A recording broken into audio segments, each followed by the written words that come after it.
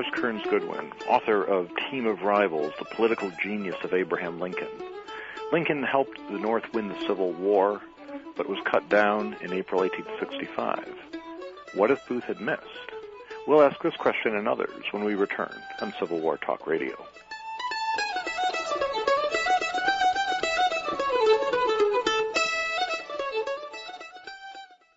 Have you let your website go stale? Wish you didn't have to wait for your web developer to return your call when you want to update content? You don't have to. Now you can easily and instantly manage your own website content using affordable Avalar technology. Avalar is a website development and hosting company that provides turnkey internet solutions for companies like yours that need to stay focused on core business. Avalar gives you the power to control your website and make updates and additions in real time without having to learn HTML or other complicated programming tools. Websites powered by Avalar feature capabilities that attract more customers and enhance relationships with existing customers. Avalar offers a multitude of leading-edge solutions, including lead generation and referral tracking, shopping carts and payment processing, membership management, and search engine optimization, to name a few.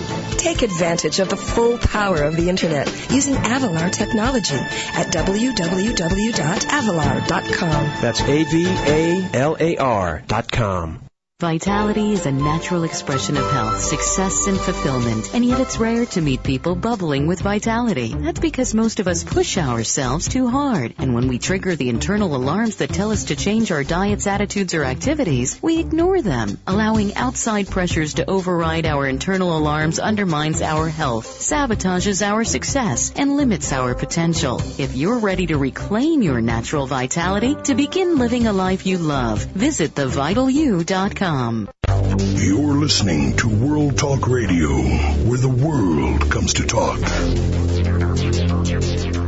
To speak with our show hosts or guests during the live show, call us toll-free in North America, 888-514-2100. Everywhere else, call 001-858-268-3068. Welcome back to Civil War Talk Radio.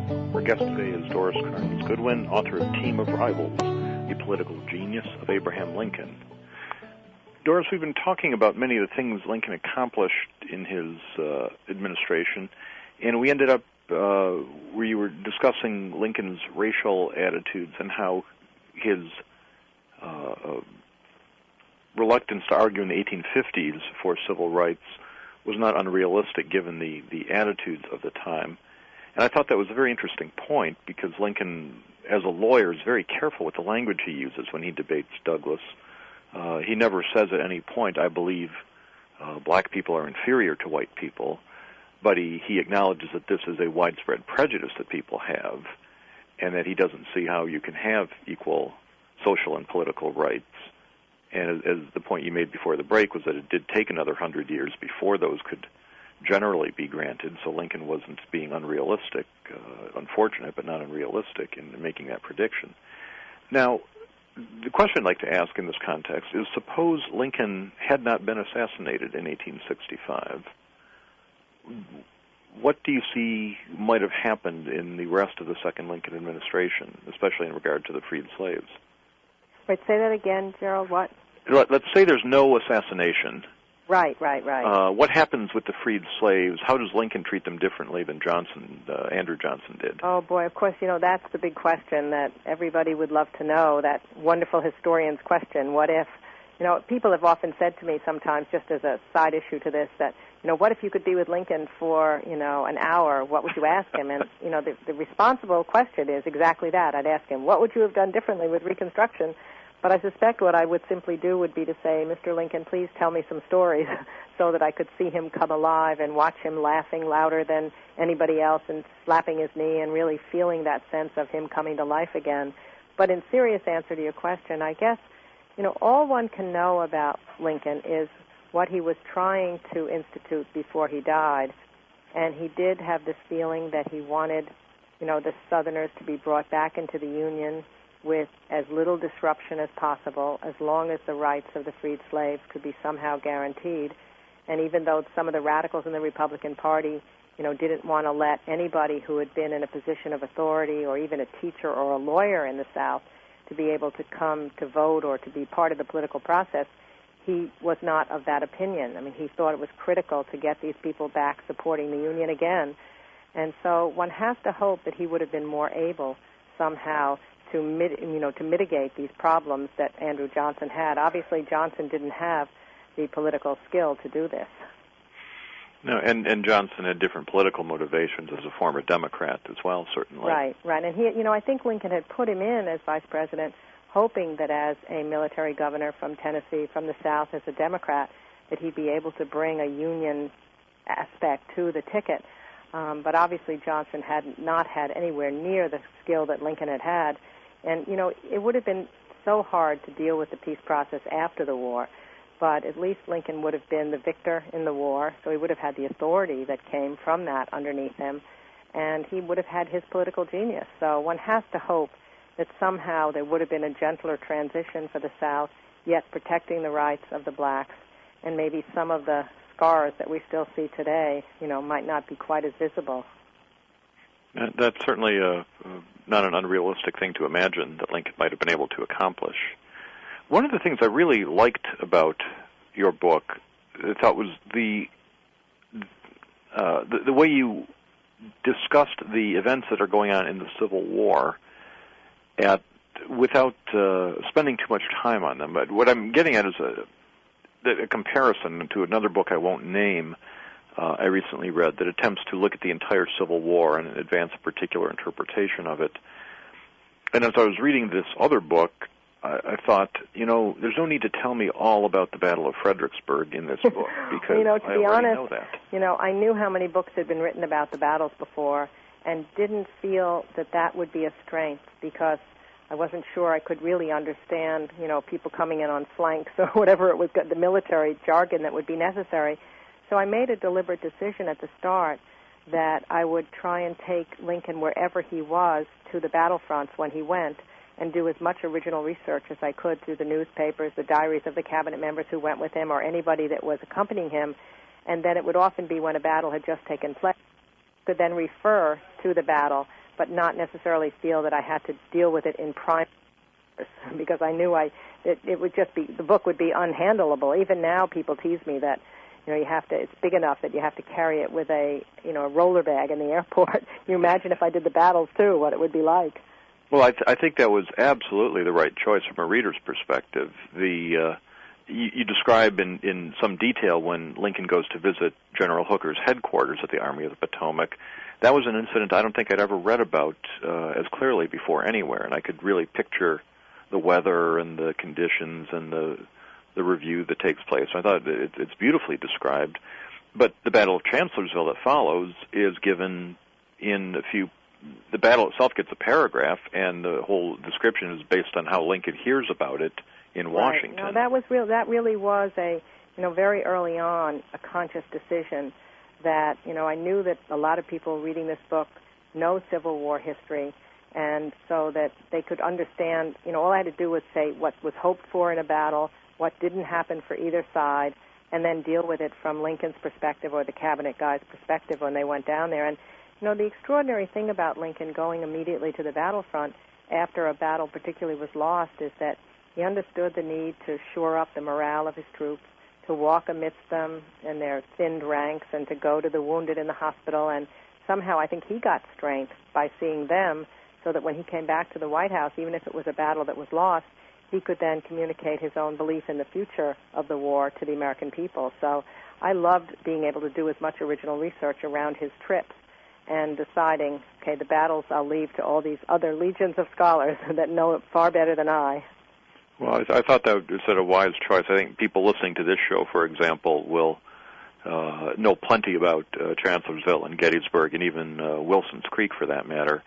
And someone who attempts to describe those in a general history is going to just end up trying the patience of those who already know and not really enlightening those who would know much more than me, I'm sure.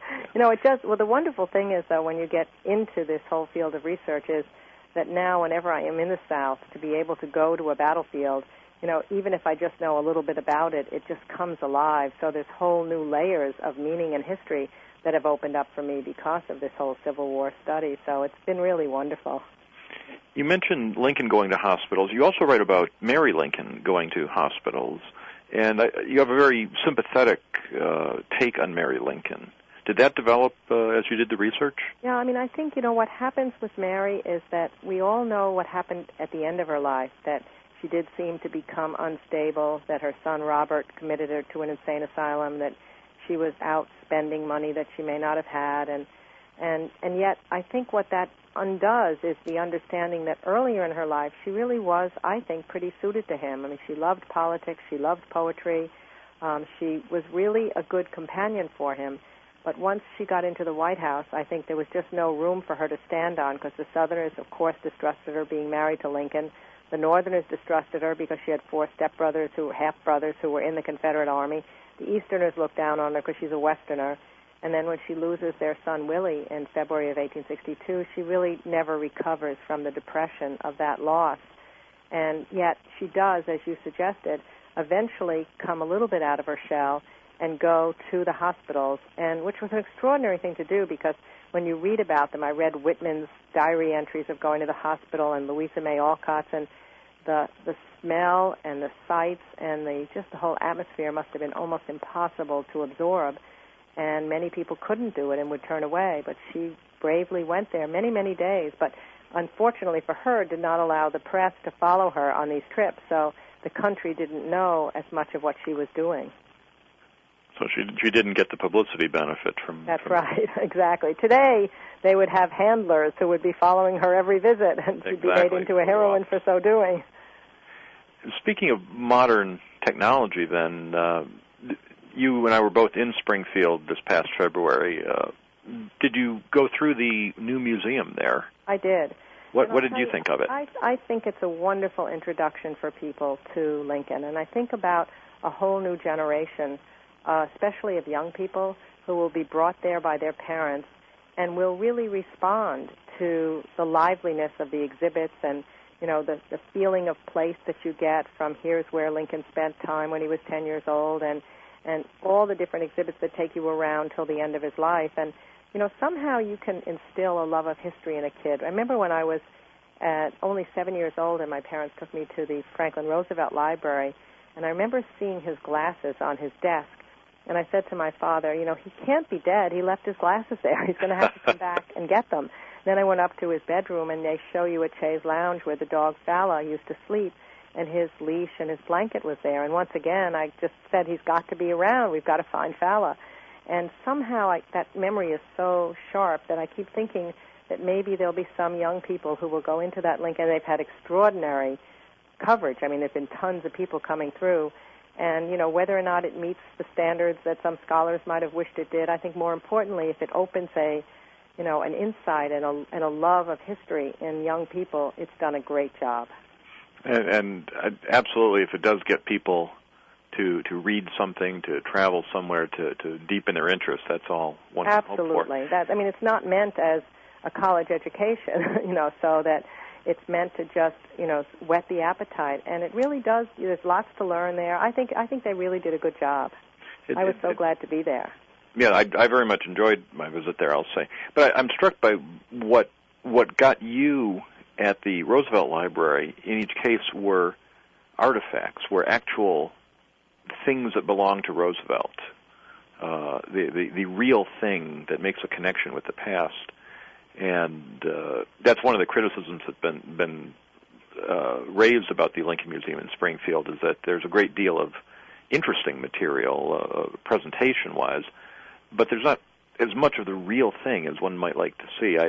I'm not sure I wouldn't rather go to Lincoln's home in Springfield than the museum myself. No, I always prefer the homes to the museums anyway. I really do think that's probably right, because you go through the home and you can picture somebody walking through the various rooms, going upstairs, seeing the parlor, seeing the living room, seeing the bedroom, and they become a person, and a museum is a museum. But I guess the problem, I haven't really thought about this until you said it, the problem is that it's so valuable.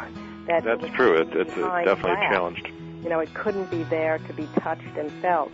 So they must have made a decision, and I've not talked to them about this, but that since that's true, and so much of that stuff is, whether it's the Library of Congress or the National Archives, that better than having it separated from the public, you create your own understanding of what things were like, and hope that that will have a different impact on the people coming in.